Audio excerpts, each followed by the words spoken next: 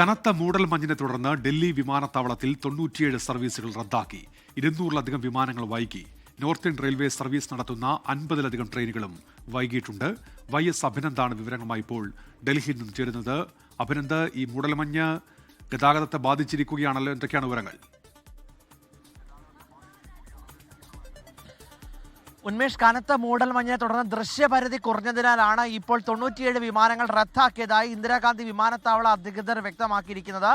49 വിമാനങ്ങൾ അത് ഡൽഹിയിലേക്ക് വരേണ്ടിയിരുന്നതും 48 വിമാനങ്ങൾ ഡൽഹിയിൽ നിന്ന് പോകേണ്ടിയിരുന്ന വിമാനങ്ങൾ കൂടി ചേർത്ത് 97 വിമാനങ്ങളാണ് ഇപ്പോൾ റദ്ദാക്കിയതെന്നുള്ള വിവരം പുറത്തു വരുന്നത്. 200 വിമാനങ്ങൾ ഇന്ന് വരേണ്ടിയിരുന്ന, ഇവിടുന്ന് പോകേണ്ടതും ഒപ്പം തന്നെ വരേണ്ടിയിരുന്നതുമായിട്ടുള്ള 200-ലധികം വിമാനങ്ങൾ ഇപ്പോൾ വൈകുന്നു എന്നുള്ള വിവരം കൂടിയുണ്ട്. ഈ ദൃശ്യപരിധി കുറഞ്ഞതിനെ തുടർന്ന് 30 മിനിറ്റിലധികമാണ് വിമാനങ്ങൾ വൈകുന്നത്. റെയിൽവേയുടെ നോർത്ത് സോണിലെ ട്രെയിനുകളും ഇപ്പോൾ വൈകിയാണ് ഓടുന്നത്. ചില ട്രെയിനുകൾ പൂർണ്ണമായും റദ്ദാക്കുകയും ചെയ്തിട്ടുണ്ട്. ഡൽഹി വായു മലിനീകരണവുമായിട്ട് ബന്ധപ്പെട്ട ഇന്നിപ്പോൾ ഒരു വായു ഗുണനിലവാരം അതിരൂക്ഷമായി തുടരുന്ന സാഹചര്യമാണുള്ളത്.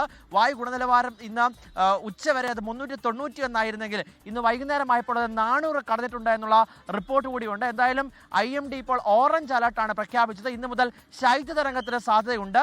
വടക്കേന്ത്യൻ സംസ്ഥാനങ്ങൾ ജാഗ്രത പാലിക്കണം എന്നുള്ള നിർദ്ദേശമാണ് ഇപ്പോൾ കേന്ദ്ര കാലാവസ്ഥ വകുപ്പടക്കം പുറപ്പെടുവിച്ചിട്ടുള്ളത്. എന്തായാലും കനത്ത മൂടൽമഞ്ഞ് ഡൽഹിയിൽ അടക്കം ഉത്തരേന്ത്യൻ സംസ്ഥാനങ്ങളിൽ തുടരുന്ന സാഹചര്യമാണ് നിലവിലുള്ളത്. ഉന്മേഷ്, YS അഭിനന്ദാണ് ഡൽഹിയിൽ നിന്ന് വിവരങ്ങൾ നൽകിയത്. ലോകത്തെവിടെയായാലും ഏത് സമയത്തും 24 വാർത്തകളും ഓഗ്മെന്റഡ് റിയാലിറ്റി പാക്കേജുകളും എക്സ്പ്ലെയിനറുകളും വിശദമായി കാണാൻ ഞങ്ങളുടെ YouTube ചാനൽ നിങ്ങൾക്ക് സബ്സ്ക്രൈബ് ചെയ്യാം.